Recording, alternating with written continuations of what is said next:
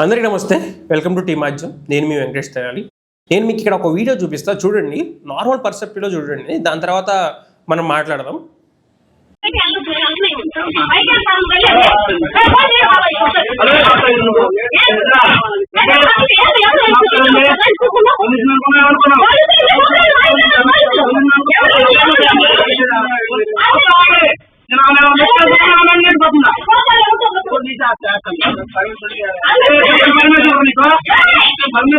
నువ్వేం చేసుకుంటా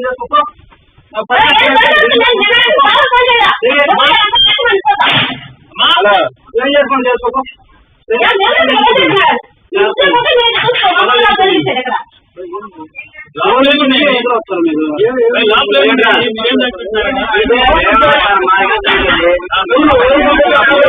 అతను నాకు ఈయన నేను పోలీసు ఈయన అంటున్నాడు.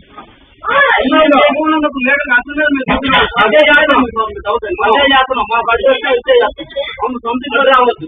అవును సార్, మీరు మీరు ఒక లెసన్ ఇవ్వాలి. ఓటు ఎలా పోతాను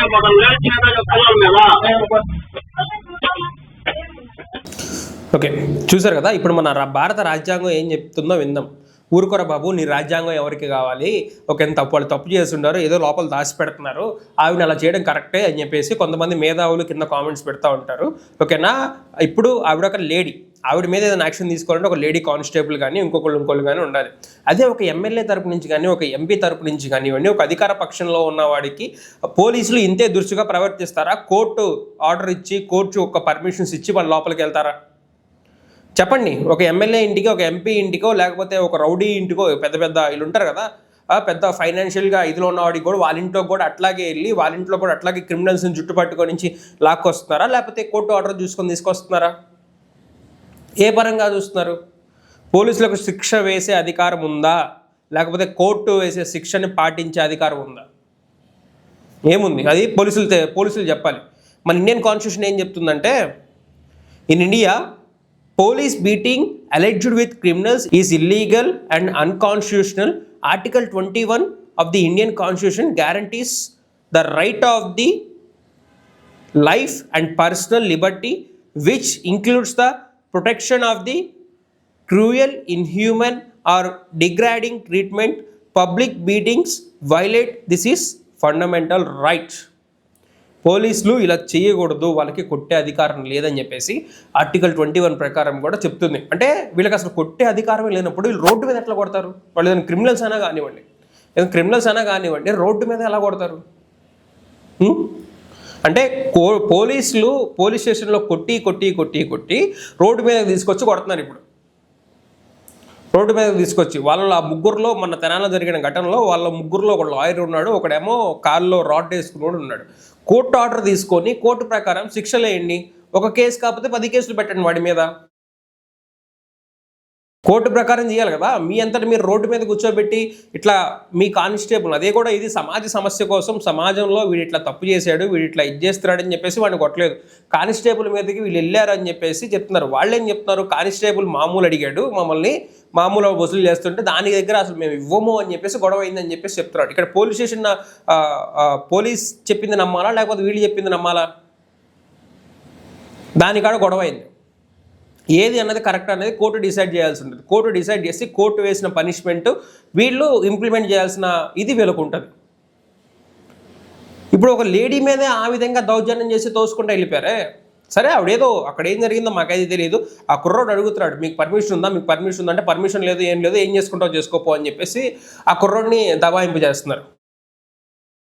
ఎక్కడుంది ఇది? వేరే కంట్రీస్లో కూడా పోలీసులు ఇంతే ఉంటారా? ఒప్పుకుంటాం, పోలీసులు అందరూ ఎవరు కూడా ఫ్రెండ్లీగా ఉండరు, కాకపోతే కొంచెం పొలైట్గా ఉంటారు. ఇదిలో పోలీసుకి మనం వెళ్ళి చెప్పుకునే ఇదిగా ఫీల్ అవుతారు. కానీ మన దేశంలో మాత్రం, మన కంట్రీలో మాత్రం ఏమిదో తెలియదు. కానీ ఏంటి సార్ ఇది? ఏంటిది? సామాన్య ప్రజలు కట్టే ట్యాక్స్ మీద జీతం తీసుకుంటున్నారు మీరు. ఏదన్నా సరే ఉన్నంటే కోర్టులో ప్రొడ్యూస్ చేయండి.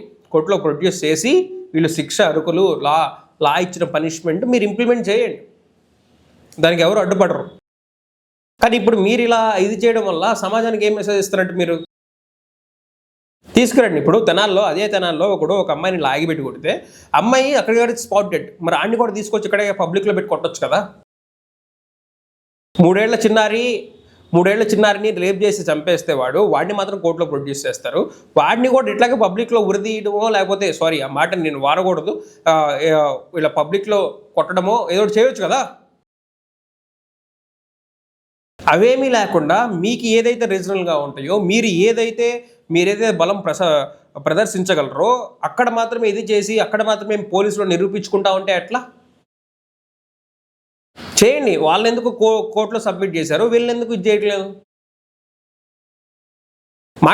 మాట్లాడాలి. మేధావులు అందరూ కూడా దీని మీద మాట్లాడాలి.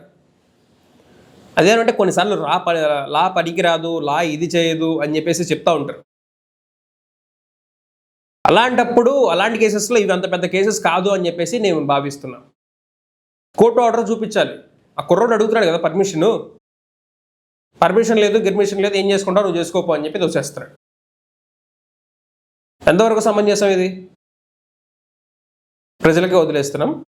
ఏదైనా సరే వార్త మాది, నిర్ణయం ఇది. ఇట్లు టీమాజ్యం. Thank you for watching.